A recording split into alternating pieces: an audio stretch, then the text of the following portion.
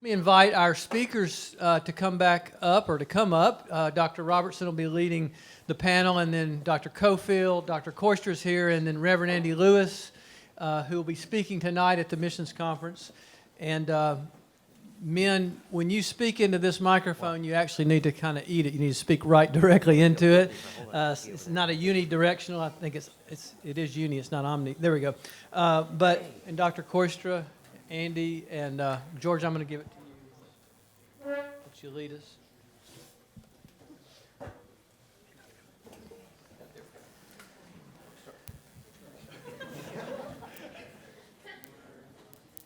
First question is for Paul, so go ahead and hand him the microphone.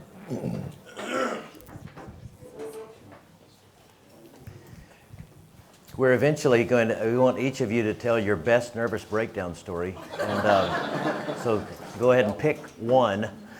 Now, I want to start this. Paul, you said last night that you warned us that pastors are not therapists and shouldn't try to be. And that's a good word, but tell us why you think that's important to warn us about that. What happens when we don't, when we think that allow people to treat us like therapists? Well, what I tried to say is that there are an awful lot of hurting people. Let's put it this way: everybody's hurting in some way. And if you're a pastor, you're going to have a lot of people that are hurting in your congregation and so on. And they're going to be looking for relief. They're going to be looking for somebody that can fill a hole in their life. Maybe someone may be looking for a father figure they didn't have, a mother figure. Some are going to be trying to find a friend if they're not in a good marriage, something like that. And that is not the pastor's job. The pastor's job is to be a shepherd to the people. I firmly believe where it says in Ephesians chapter 4, some are given as pastor teachers. You know, if you've taken Greek, you know that's one term or one title, not two titles. It's not pastors and teachers, it's pastor teacher. Notice pastor comes before teacher. That is, you're a shepherd of people, so you've got to be a people person. But you can't fill all of those places in people's lives, and they will try to get you to do that. Because they're desperate, and you've got to resist that, or just like maybe I shouldn't use this term, but I'll use it anyhow, like a bloodsucker. You know, they'll suck the juice out of you. I hope that's not too blunt. Jim, you have anything to add to that about warnings to pastors trying to be allowing themselves to become cheap therapists? Well, I mean that's really a good word that he said. But the other there's a practical reason, but there's also a lot of I've got one pastor who I think does a lot of, he probably is doing more therapy than he ought to, and what he's found is about 50% of the people he gets really involved with don't come back to church, because once you've kind of undone your life with somebody, you don't necessarily want to sit next to them every day. And when somebody's kind of walked you through some of those harder places. It kind of depends on the person. Some people's temperament, some people's personality. If you've walked them through those hard places, they want to be around you. But there's a lot of people that they want to say, okay, I've walked that season of despair, that season of struggle. I'm going to have some more of that later in my life, but I don't want to be reminded of that every day. I want to just go on and once you've been in that kind of therapeutic role with somebody, it's a very difficult role. It's not a hat you can take back off. And even though the pastor's role is a unique shepherding role that is so powerful in a person's life, a little different therapeutically. When you're doing therapy with somebody, it is very, very difficult to change hats. As a matter of fact, in my field, there's rules against that. And they talk about dual relationships. And the church, the pastor is going to have 1,000 dual relationships. And that's part of the wisdom of being very careful about those. And your admonition to be very careful is because of all those dual relationships and what they can set up. And people really are hurting, and they will take everything they can. And you don't have the resources to, but in my field, there's boundaries set up. There's boundaries set up that the pastor doesn't have in terms of time, in terms of what's expected, and so you should. But I would say a pastor can be a part of the therapeutic process, and a pastor can be important in kind of checking in and especially in the starting process of, 6, 7, 10 sessions, 5, and I use the word session loosely, premarital work, people in crisis. It's really important that the pastor be a part of those sort of things, but then that the pastor has to have the ability to let go of that and trust someone else to do that that walking through work. But they can be so important therapeutically to touch base with them, to encourage them, to check in on how they're doing. Bring it down to Andy here. So Andy, as two pastors who have tried to be therapists, this is a big intervention just for you and me. Reflect on this question too. All right, it's one thing to say, pastor can't be a therapist. We're only going to meet with you 3 to 5 times. It's one thing to say those, to have those policies. Mm-hmm. It's a very different thing for the pastor, whose heart is drawn to people. You go into this business in the first place, you love people. Mm-hmm. And then, and so your heart it's hard to resist. And then secondly, you get those zingers. Mm-hmm. Oh, so you're dropping me. Mm-hmm. So you don't have time for me. Oh, so you got to refer me to somebody else because you don't care about me. Mm-hmm. How do you put up the boundaries that are going to keep you from being the cheap, ineffective therapist? Well, one of the things that caused my depressive states when I've had them, the second verse I memorized was Mark 10:45. For I came to serve and to be served and to give my life as a ransom for many. And so that was my pastoral motif, that I'm only being a good pastor if I'm a martyr. But then there's another verse that kind of brought me out of that, and it's in John 16, and this has saved me more times than not. When Jesus tells his disciples, it's for your good that I must go, otherwise the Holy Spirit cannot come. And so that's been my kind of go-to verse, even with people. I'll say to them in the hospital room, because you could spend all day and all night in the hospital room, or in a counseling session, or in something where you're trying to wean them off of you. I'll use that verse and I'll say, Jesus had to tell the disciples, it's for your good that I must go. It's actually, I believe it's for your benefit that I must go from you, and I need to put you in a broader care system.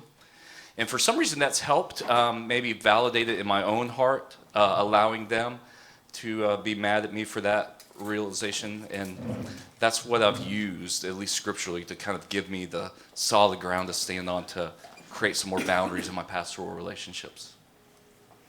I think, I'm going to hand it to Paul next. There's Tim Keller wrote an article some years ago about the different personalities that different sized churches developed. Does anybody remember the title of that article? If you think of it, shout it out. But what's helpful about it, lots of people have written on that subject, but very few pastors have. They're usually church growth people who've never been pastors. Most of them don't even go to church. So they're kind of unhelpful categorizations. But Tim's were helpful because he's lived through those different sized churches. And there's one line in that article that is more valuable, has been more valuable to me than any of the others. And it's a certain size church. You have to recognize your limitations. You can't be the personal counselor to all 450 people. And here are some suggested ways, some verses or whatever, to tell people this is actually for your benefit. That he said ultimately they're probably not going to work because people are still going to be mad at you and disappointed with you. And the only way you can deal with that is to say, is for you to deal with yourself with the gospel. Is to believe the gospel for yourself, which is going to be essential, because all kinds of people will try to make you their Messiah and make you feel guilty and tell you, assign motives to you that are not true, And the only way you can survive is not by defending yourself at each one, is to believe that Jesus knows your real motives and knows who you really are. Leadership and church size dynamics. Yeah. Leadership and church size dynamics. Thanks, Jess. Paul, you've been a pastor, you've been a president, coordinator, you've had all these different titles. I can't keep a job, right? I mean, Yeah. that's what they say. You're very poor at asking the right questions in interviews too. Finding out how unhealthy the organization is when you join on. But you have hit the wall. Tell us about one of those situations, what brought it on and what was helpful. I say that it was my theology in many ways that brought it on. I grew up in a wonderful church. I had an opportunity to take my wife back summer before last to see that church. They even gave me the keys. There must have been 100 keys, and could go all over the church and all the rooms, which I knew because as a kid I would hide in those rooms and skip church in those rooms and all kinds of things like that. But the church was my home. And I love that church to this day, but it was a very legalistic church. If you don't think it was legalistic, we took it seriously. You don't smoke, you don't dance, you don't drink. And when I tell people how serious we were about that, with my first wife, I met her just shortly before we graduated, and one of her friends came to me and said, I think Jan would like to go to the prom. So I thought, well, that's nice because I kind of liked her. So I said, I went to her and asked her if she'd like to go to the prom, and she said yes, and she had a big smile on her face. I said, but I got to tell you one thing. We have a Christian prom. She said, what's a Christian prom? I said, well, a Christian prom is just like a regular prom, except we don't dance. She said, what the world do you do?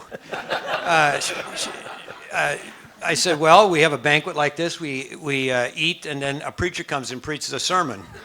And she said, okay. And so that was our church. If you would have asked me, can you save yourself? I would have said, absolutely not. I understand the gospel completely. I understand it's the blood of Christ only. But every Sunday school lesson, even the sermons for that matter, would tell us every single week, look, you gotta, it's what you do. The big five: pray, and go to church, and give, and witness, and pray. If I said pray already, then I don't know. I've missed one of them. And I took that seriously. So when I got into ministry, I was dedicated. I wanted to do the best job I could for Jesus. And so I just dove in, and I worked 7 days a week, 14 hours a day.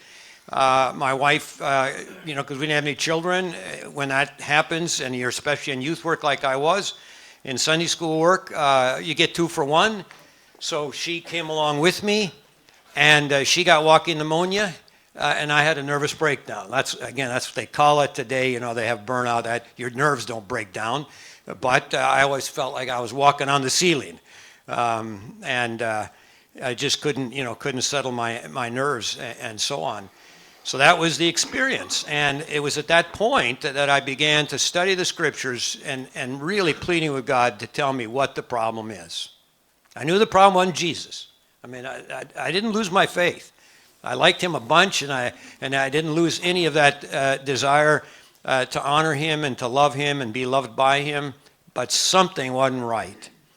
And I just began to read through the scriptures. In those days, you could not go down to a Christian bookstore and buy a book on grace. They just didn't exist.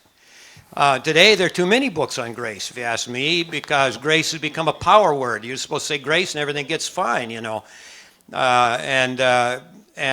So I began to read, and it was just amazing to me. I would read, and the Bible has no problem telling you what to do, believe me.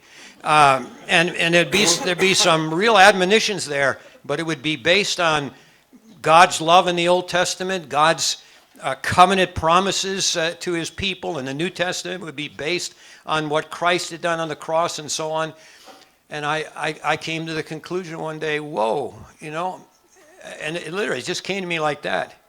This business about grace, the work of Jesus Christ, what he did on the cross, you don't leave that when you come to faith. That's when you really rev it up.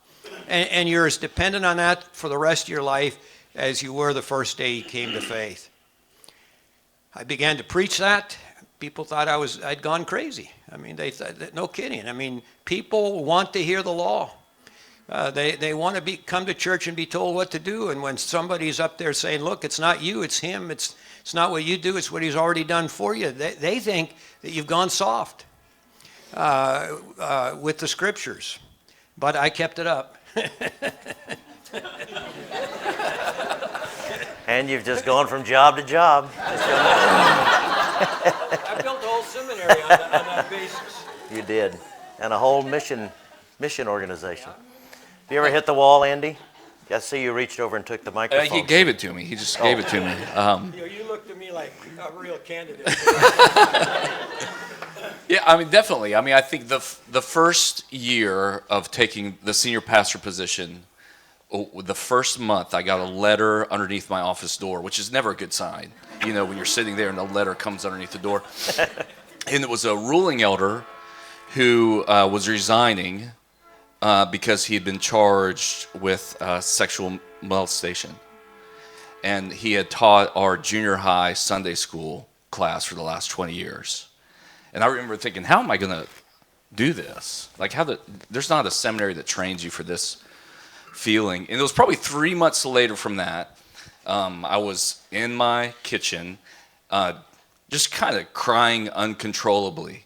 Which, I mean, I do that from time to time in sermons and when the Steelers lose. But beyond that, I don't generally cry at Hallmark commercials. But I was crying. I was holding my son, who was 2. And I remember rocking back and forth. And my wife kept saying, just give me Daniel, give me Daniel, give me Daniel, give me Daniel. And I said, no, I can't. And I just kept holding on to him. And it was probably a month after that where I realized I couldn't give that son up to my wife at that moment because I was just convinced that he was the only one in my life that I didn't have to please, that I didn't have to convince I was good at something.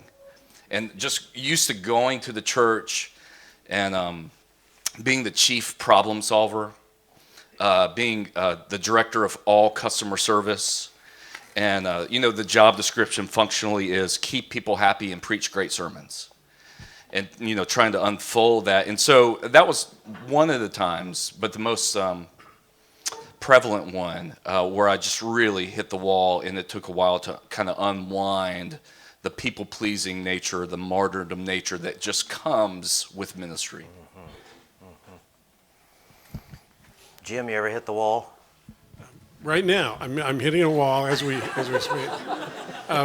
Yeah, let me tell that story, but first let me just say that one of the things we talked about a minute ago about not a pastor not trying to be a therapist, often the person who wants the most from you is the person who needs the most in terms of more people.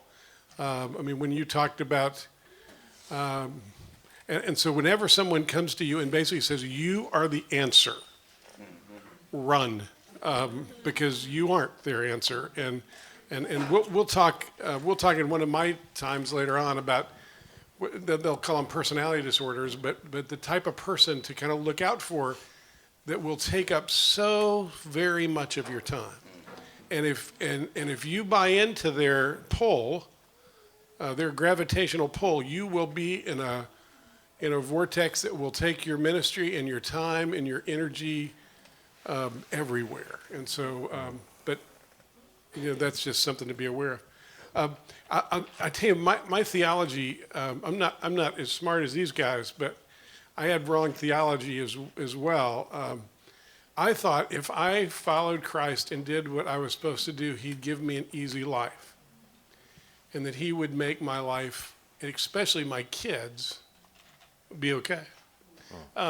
For me, the wall was when we realized that Skylar, by the way, God always writes the story with irony. God's an incredible author, but he always writes with irony. And the idea that, and so we wrestled with, more detail than you need to know, we wrestled with infertility. We finally, we adopt, and we adopted Skylar. And Skylar's birth mother was an alcoholic, that we didn't know that going in, and that he would spend a lifetime wrestling with a mind that would never go over 7 years old. And I remember when I remember those early years when I thought, you teased me. you teased me. I learned at the time I probably would have, but I remember being up late nights, angry at God, feeling like I was stuck because I was in ministry, and I couldn't tell anybody how angry I was at God. I had to make a living, and I wasn't willing to lament yet. Lamenting is what the Psalms do. I wanted to just weep, and I wanted my boy to be okay. I still do. Gosh, I had no idea that emotion would be there still all these years later. But God, and God does a bait and switch. He is kind, he is good, but he didn't promise that that if I did these things, what he promises I wouldn't be alone. What he promises he would be with me always. And that is a better promise, but it seems much cheaper when what I really wanted was him just to fix everything. And I wanted him, and I felt like he owed me. How arrogant. How arrogant. What horrible theology that is. But I felt like he owed me, that God owed me my kids to be okay. I've been a youth person. I've loved other parents' kids. My kids are going to be okay. I've paid my dues. I followed the things I'm supposed to. God owes me. And when I hit the wall, when God said, that's not what, I'm not going to leave you. But I don't need you. I want you. And I didn't promise to fix you or to fix your circumstances. I promised to never leave you in those while you're in the circumstances. A very different promise. And that's probably where I would say I hit the wall. Hey, take it. Can I add something? Yeah, go ahead. I would also, this has been my observation, that the people who hit the wall are not the weak people, they're the strong people. My grandfather, who was a farmer, had a saying, show me a man with an ulcer, I'll show you a man who get the field plowed. In other words, somebody very nervous and so on. And you look back in history, Abraham Lincoln, he had to go through some pretty tough times, but he hit the wall twice. And yet look what he did during the War of Northern Aggression, according to my wife from Mississippi. Piaget, you might not know him, but the greatest human researcher in our time, he got a doctor's degree. After he got his doctor's degree, he had to take a year off before he could start work. Jonathan Edwards went to work with his grandfather. His grandfather dies. He takes over the church, and 6 months later, he has to go to the beach for 6 months. And up there, they don't have much of a beach. It's pretty rocky and so on. But and I could go on like that. I got a long list of people like that because I got that list for myself, but also for others, because people are often afraid to say, this happened to me. I must, and I think they think, at least, other people are going to think, well, he's a loser, he's a weakling. From my experience, it's the strong people, not the weak people, that hit the wall. Andy, you have a church that has resources to have a counselor, but not everybody can have a person like that on staff. But you've also come up with something that I think could be imitated by smaller churches. It's brilliant, and we've tried to imitate it too. This idea of safe places to provide smaller places for people to heal. Would you describe that to us and what kinds of safe places you have? Yeah, it started from one Monday afternoon. I had 3 appointments back to back to back, and they were all women, and I only see, 1 or maybe 2 times, and then I'll refer them out. But the first girl was this 19-year-old kid from Furman, and she said, nobody's going to believe this. I can't tell anybody at Mitchell Road. Nobody will have this shared experience, but I had an abortion last week. Okay, we walked through that. The next appointment was a 30-year-old. Nobody's going to believe this. There's nobody who's had this experience at Mitchell Road. I can't tell anybody, but I had an abortion. The next appointment was a 55-year-old lady who said, I've never told my husband. That nobody would understand. Nobody would get it at Mitchell Road. I don't know who to tell, but I've been racked with guilt. I had an abortion 30 years ago. And I thought, okay, well, there's something. God's obviously trying to tell me something here. And so what we did is we realized if I could just get those women to meet together, at least we'd have a starting point there. Because what they feel, and it's Satan's greatest trick, is they feel completely alone and isolated. And so because they feel alone and isolated, and because they come to the church with the idea that nobody else has this shared experience, they just keep getting more and more isolated. So we started a ministry called Safe Places, and I would say you have to get in touch with some professional counselors in your area, because you really do tread into some dangerous waters here. You have to get in touch with your legal counsel, because it can be dangerous, but it can be run without using any staff resources, which is how it is now. So we have a safe place. We put safe places at Mitchell Road, and we would run different things. And if you have a situation where you have, for example, a prodigal child, and if you have the guts to just email this, we'll email you a time and a place, not on campus, where if you have the courage to walk through that door, everybody else in that living room is struggling with a prodigal child. And I led that first one. We always have a pastor lead kind of the first couple to give the guidelines, to walk through the legal, to walk through if we're stepping into a difficult territory. And the first one, I said, well, who wants to start first with their story? And this guy said, well, my son, Chris, is flying to Chicago. When he comes back, he's going to be Chrissy. He was having a sex change operation. And it just, like, everybody was like, okay, well, we can all share our story now. And we walked through. So we have one for women that struggle with anorexia or eating disorders. We call it conflict with food.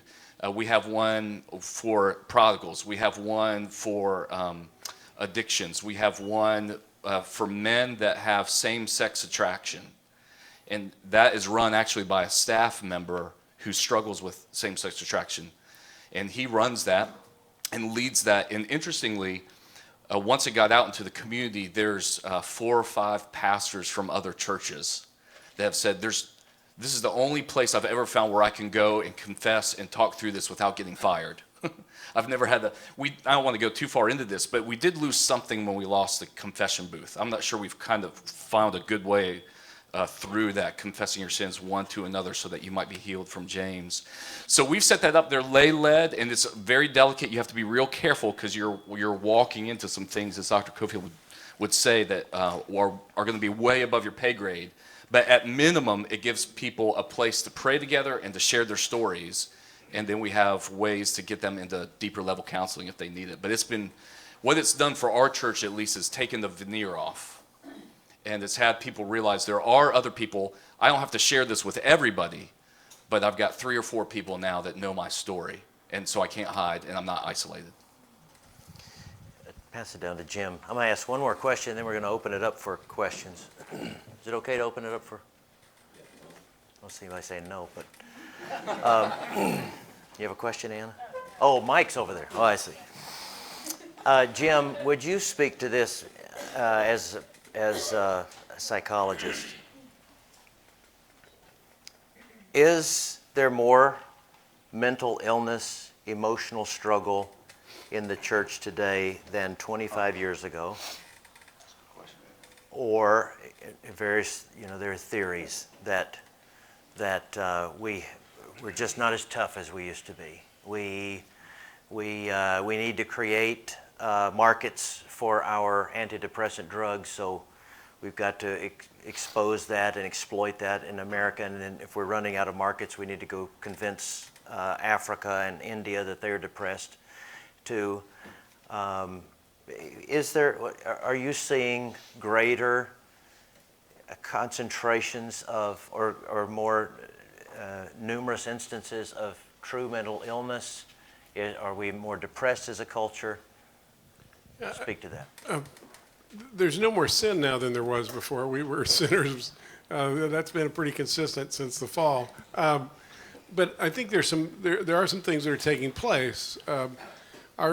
our culture is very disconnected.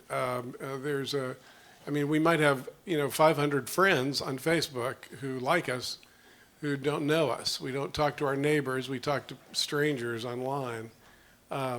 That's a very isolating thing. Anything that isolates us moves us to the evil one's plan for the people's stories. And so there's a lot of isolation in those sort of ways. Also, we no longer as a society, for the most part, have to survive. And cultures that have to survive, when you have to get up and you have to say, today I've got to have enough water so that my family will survive, and I have to have enough food for my family to survive, and that's what I have to do.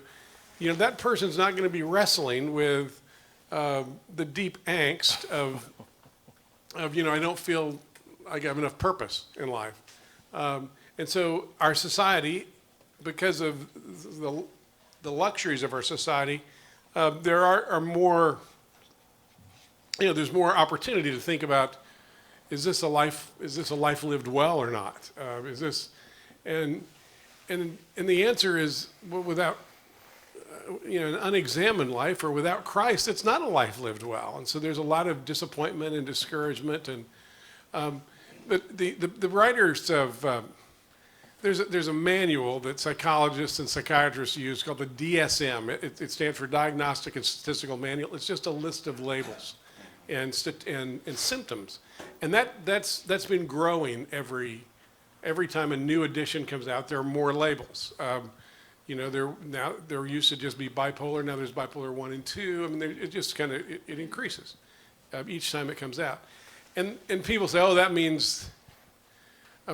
There is an angst of living in a fallen world that people are looking for a label for. They're just looking for, how do I name this? How do I name the longings, the struggle, the loneliness? How do I label the brokenness? And that's often given labels, more sophisticated labels as time has gone on. But I think it's a little of both. I think there is an increase in the number of I think we're more aware of it. There's a little more education. People, we're not surviving as much as we used to, and that gives us to kind of look for other things, and we're somewhat isolated. So I think there is a little of both. There is some increase in it because of the isolation, and there's some increase because of the cultural shifts. Just keep the mic. Were you going to speak to it, Paul? I think I can do this quickly. I would add to that, I certainly would say that'd be the first thing I would say, is that we're disconnected. Even in the church, we're disconnected. We're structured our churches so that we can be anonymous. But we all know it, but we don't like to talk about it. There's something going on in our culture, and that we're getting so sexed up. And it's almost impossible to get away from it now. And because of that, I think that puts more pressure on people as well. Pornography is rampant. There's so much pornography, that Playboy magazine's not going to have nude pictures anymore because there's so much of it. That kind of thing. I think the church has got to continue to deal with that and to help people, because I believe that's going to really be tough. Can I just say one more thing? Because I just couldn't agree more. In terms of the addictive reality of our culture, a 19-year-old kid with the internet in a video game will shoot a gun more times than a professional hunter would have shot a gun 100 years ago in the field. A 20-year-old person with the internet will see more eroticism and naked people in an hour than their great-grandfather would have seen in their lifetime. That is not a healthy thing. You add to that the fact that our families are not solid and our communities aren't solid, and that's the cultural piece that's falling apart. And so yes, when the cultural piece falls apart like that, there's more psychopathology, there's more problems, there's more, because we weren't made for that way. Those stimulus, those super stimuluses are changing the very nature of the brain in the way that it is hijacking the reward system of the brain and creating all sorts of havoc. And so, just to agree with the issue of Good. those addictions. Let me ask if there are questions from you for any of these men. Bill. Balancing that you're not a therapist and balancing that you're a shepherd or an under shepherd.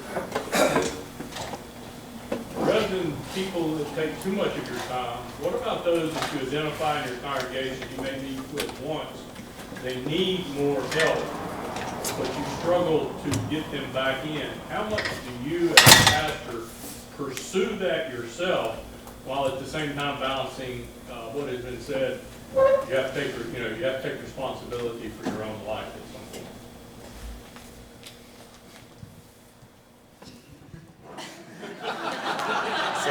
Said pastor. Said pastor.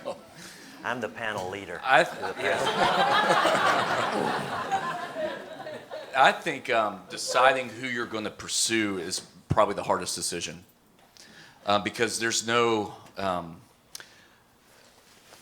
There's a great song that just came out by Sarah Bareilles, interestingly enough, that the church, she doesn't use the church, but everything will take more than you will give it. And so they'll just take. And I think I try to only pursue people in that kind of context when I'm convinced that I'm the only shot. And that's a little bit saviordom complex, I recognize that. But if I have the relationship with them and nobody else on my staff, no other elder, nobody, I'm like the only connection point to getting them from the periphery into Mitchell Road, then I'll do it. And otherwise, I don't. That's how I've kind of dealt with it. But that is, I think, one of the hardest decisions to make is every day looking at your calendar, you only have so many times. You have, I could fill up an hour just texting, without even thinking about it, just texting back people that we know. And the one thing I didn't say before, and it's still kind of a truism for me, and it was said by a friend of mine, I'm not going to say his name, but a friend of ours told me one time that what other people think of you is none of your business. And that's still really helpful to me, to make sure that I'm not thinking what they're thinking about me. And I'm just called to pastor who I can that day. Trust that. A lot of it comes down to faith and trust. Trusting in the Lord's hands, you gave me to do what I can do, and you have to do the rest. I think if I were in a small church, I've not been in a small church, but I think I have functioned in some ways like that. Yesterday, for instance, a student came to see me, and he's a new Christian. Again, I think he'd like to come and see me every day. I just can't handle that. But I still want him to have a friend. And he thinks I am a friend. So what I told him was, my wife will get in touch with you and we'll have you over for a meal. And I would think, if you have somebody comes in to see you and they say they come one time and so on, the way you might want to reach out is, I want to be your friend. Not your therapist. In some ways, not even your pastor. I want to be your friend. You need friends, and it's a great way to operate as a couple. If you can talk your wife into it. I think about, we had Rosaria Butterfield on campus last year, and if you've not read her book, you ought to read her book. And it's just about a pastor and his wife who made friends with one of the most dominant lesbians in the country at the time, and a wonderful thing God did. And you said that the functional job description of a pastor is keep people happy and preach good sermons. What's a more redemptive definition of that? Don't do that, probably. I think it's really hard, Jay, because from and this is just my experience, there hasn't been, if you have unvocalized expectations in any relationship, it's going to end up in failure. So the largest fights that my wife and I get in are when I come home on the Friday night and I am ready just to watch a game and chill. And and she is ready to go out. And I've had adult conversations all day long. I want to have another adult conversation. I want to play with kids. I want to watch something. And she has had baby conversations all day long, and she just wants to go have an adult conversation. If we don't talk about that before 6 o'clock, so we both have expectations that aren't vocalized, it takes a while to work that out. And so I think the number one thing that doesn't normally happen with church-pastor relationships is the church congregation has an expectation of a pastor which isn't vocalized, and the pastor has an expectation of the church which isn't vocalized. And so the key, we're going through that process right now, is learning to define, this is what I'm going to do as a pastor and this is what I'm not. And I don't know if I could give a redemptive definition, because I think to some degree it changes. And this is fresh on my mind. Tuesday night, I'm negotiating with the session now, and I said, I want to do these 7 things. I don't want to do these things. And they said, that's great. You can't do those 7 things, so narrow it down to 4. And once we get that narrowed down, we're going to communicate to the whole church, this is what Andy does, this is what he doesn't do. And then we're going to do that with the whole staff. But that's being based around my personality. I think the thing that I would recommend is really vocalizing expectations to your people so they're out there, and then that can be debated rather than just going into the Cold War of unvocalized expectations. I'll add this. Somebody taught me early as a pastor. He taught management at Washington University. He said, everybody needs a job description. Job description is a dynamic document, but you got to start somewhere. You've got to write down the expectations. So I developed a job description 25 years ago. We worked on it with the session, and then I started then scheduling my own evaluation every year. And I still do it. And every year the elders say, well, we don't need to do that. You're doing a fine job. But I don't want them to schedule the evaluation. Because whenever the elders schedule an evaluation with you, you might as well pack the moving truck, because it's just a nice way of firing you. So you just keep those expectations, and I've kept a running record of how my job description has changed over 25 years, and the dates. It's not that much, but it's very helpful to have the expectations up front. Jess. So as men and women come together, you as our pastor, just speaking as you as my pastor, how do you guys protect yourselves from women who have needs coming? You're their pastor too, they see you as their pastor. What protections would you put in place to help protect you, protect your marriage, protect your family, as well as protect that woman? You can speak to this too, but we have a policy here that the session has passed that I don't meet alone with a woman in any situation.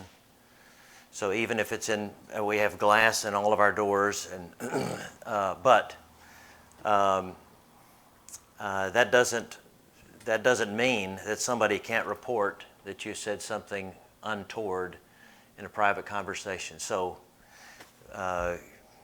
you know the answer to this already because you're the administrator of the policy. But when somebody makes an appointment, you say, welcome a friend to come with you, or we'll provide somebody on staff. And of course, don't have meals with women or travel alone in a car and so forth like that. That's the same for us. All the same policies, even to the point that we have a staff lunch on Tuesday that's not required, but whoever can go goes. And Debbie Mays, Rob Mays' wife, works for us as a counselor, and we were both late. The place was like 7 minutes away. Debbie's, God bless her, old enough to be my mom, I would say that we joke about that all the time, and we both said we have to drive separately. Even though nobody would think anything of it, but just to keep the policy. I think the problem I see is not with that, although that needs to be established. But when I've seen other guys get too far there, it begins in texting relationships. And I think you have to have a policy on what you say when a girl gets your number and texts you. You've got to have a stated response for stopping that, because that just develops pretty quick. Good. Drew. Could I Drew. Can I just say one thing about that that might be a little bit not as appreciated? Women aren't dangerous. And I think you've got to be careful. Sometimes when those policies are said, what it might sound like to women, I've never been a woman, so I don't know that. What sometimes is, what women sometimes hear is, oh, I'm so dangerous.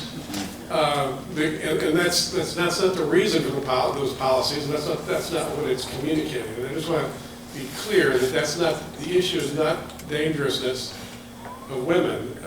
The issue, and I know churches that have those policies in place, and there are affairs, and pastors have been unfaithful, and I know that, and what you're really doing with those is you're giving a chance for everyone's heart to be faithful.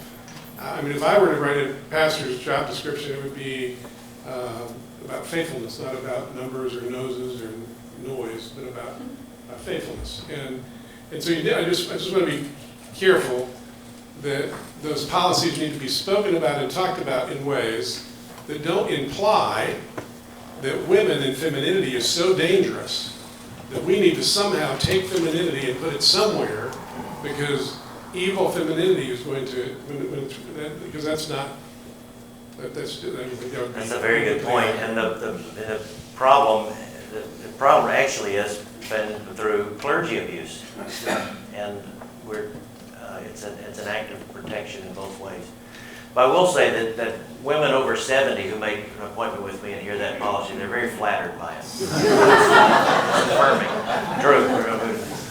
There's a handful of us here who work with college students, so this is probably more for us, or for some people I know who are not in full-time ministry, but just have relationships with friends and family members and whatnot. How do we navigate when we are pursuing people relationally, so think about on the campus, and then these issues come up, and whether it's counseling issues, but we're the one that has the primary relationship with this person. How do we navigate, where do we draw the line between trying to be a spiritual influence in somebody's life that we have a relationship with, or trying to do too much and it's either hurting us personally or hurting our ministry? So how do we navigate those relationships as opposed to being a pastor who has, you just defer to other things or whatnot? Does that make sense?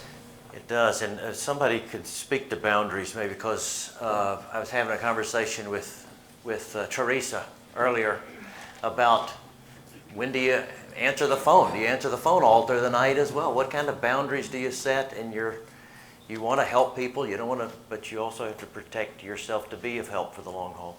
Paul, a word on boundaries? Yeah, well, let's take the phone, for instance. Back in the ancient days when there only was the phone, you didn't have cell phone in your pocket and all that kind of stuff. I can remember after I had my breakdown, I decided that the phone would be turned off at night. Got in trouble a couple times because people said they were desperate and tried to call me. On my day off, it was off. Lady got really mad at me because her alcoholic father had sort of had a conversion experience, wanted to talk to a pastor that day. I said, when she finally did get in touch with me, I said, I'll go right away. By that time, he was already drunk again. Boy, she never forgave me for that. But you just have to sit. You just have to sit. You make the rules that you can live with. In terms of counseling, I've been both a therapist and a pastor and so on, and I've operated differently in both of those situations. In a therapy situation, it's got to be very private. So if I was dealing with a female, the door was closed, but we still had rules. The rule was that I didn't get up from my desk. I was on that side, she was on this side. I didn't shake hands with the lady, certainly didn't hug her.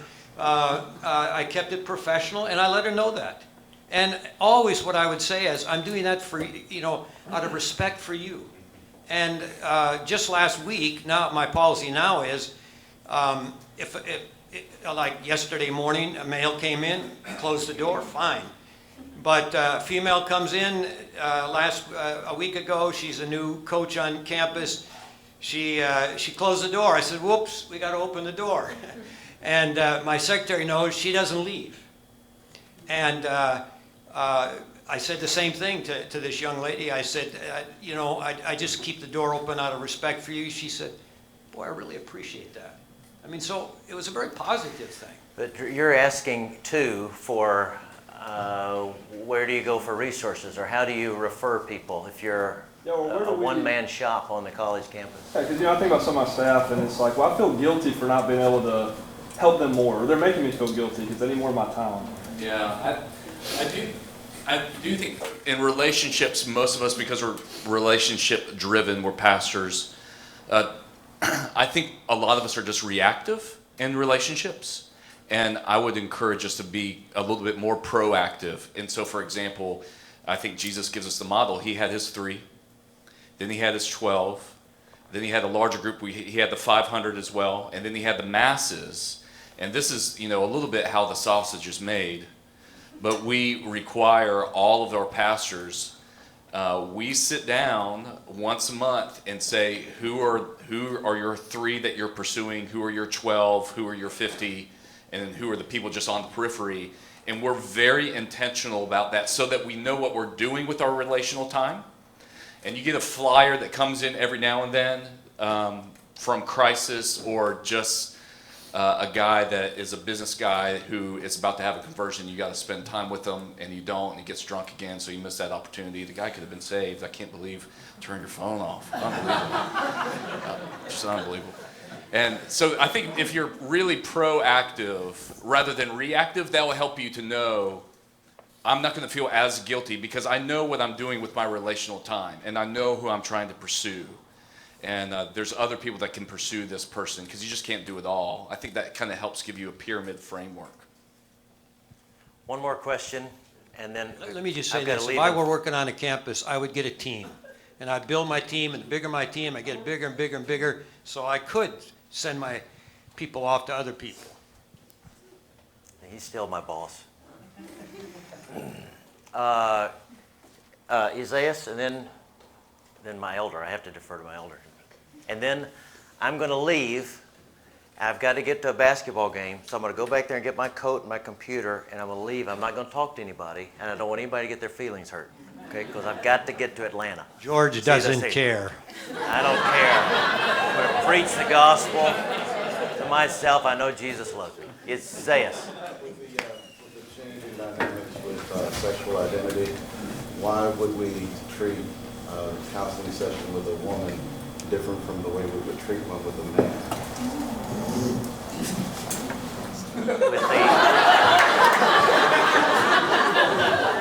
Isaiah, I want you to say one more time, then I'm going to repeat the question so everybody can hear. Why would we, see if I can catch it. Why would we treat a counseling session with a pastor and a woman different from the way we would treat one with a pastor and a man, especially with the changing dynamics with sexual identity? The question was, why would you treat a counseling a man counseling a woman or differently than a man counseling a man, or you could swap that around to a woman counseling a woman counseling a man. I can speak about it in general. I'll talk about it from a psychologist point of view or a therapist point of view, because I have the same rules for both, but I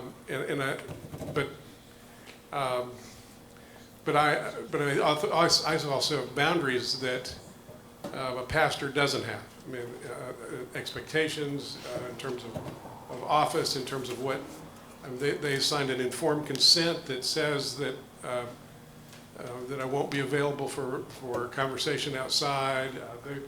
I have boundaries set up around those counseling sessions so I don't, and I don't treat that any differently. I think your question is so much bigger than just, because I think our culture right now, the whole idea of gender and sexuality is an issue that will completely rock how we think and how to deal with that is still, I think, in place, or it's still being figured out. I'll just say I haven't thought about it, and you made me think about it. I think it's a very good point for all of us to consider. Thank you for raising it. Last question from Billy English. How would you counsel parents whose whose children are in ministry and hitting the wall and going through burnout, what would you say to parents they should do and things they shouldn't do that are experiencing? I'm just going to say one thing, obviously, and then I'm going to let them answer because they're all smarter than me. Your eyes say that that question is a very personal and powerful question for you. And so I'm going to let these people handle that question well. But obviously, you're asking a question from your own soul. So the question is, how do I deal with, what do you say when you see someone else hitting the wall, someone you love, maybe your spouse, but in this case, a son or daughter, how do you deal with them when you see them hitting the wall? Well, what I would do, the first thing I would do is to let my son or my daughter know how much I love them. And I would do it every way I can, including hugging like crazy. And I've been there, and not so long ago, to be honest with you. Not a person in ministry, but a child of mine. And I've talked to that child this morning, and your kids never get over needing you, for sure. And they need to know, no matter what's happening, that you just think they're the greatest person on the planet, and that you will give them all the time. My child had to go into very serious therapy, and still in that therapy. And being the fact that I've been a therapist myself, I was just waiting for this. But one day I get this, Dad, hey, you and I, we got to go to the therapist together. And I knew what was going to happen with that, so I had to kind of get ready for it, because you see, what the therapist was going to be telling me is some of my child's problem is me, and I think I'm perfect, and so the therapist is crazy, and I'm going to tell him so, of course not. I got to go there and say, okay, I hear you, and all I can say is I'm deeply, deeply sorry, but I love you like crazy. Good place to stop. I'm going to pray for us.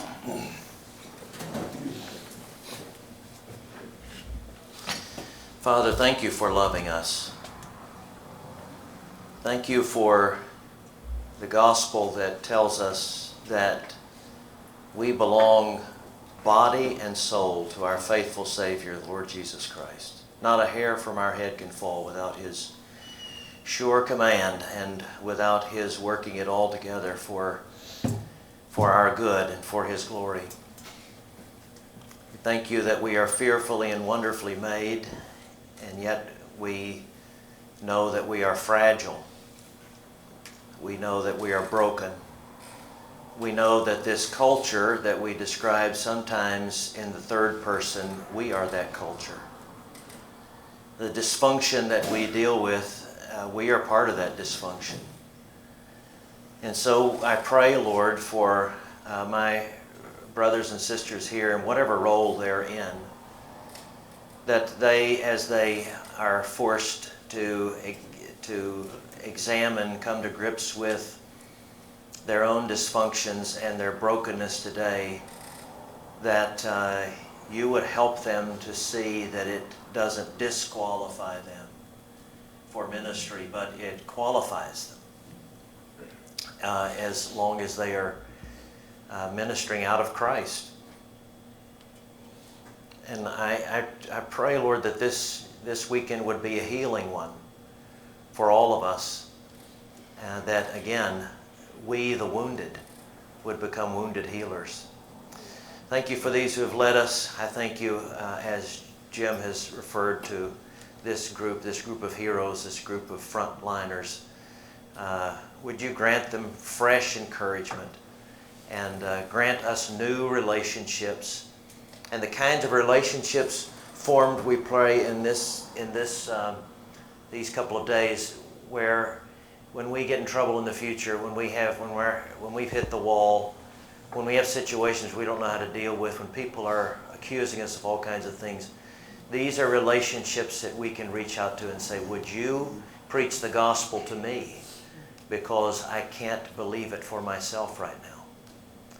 Get a name for yourself in all we do. In Jesus' name.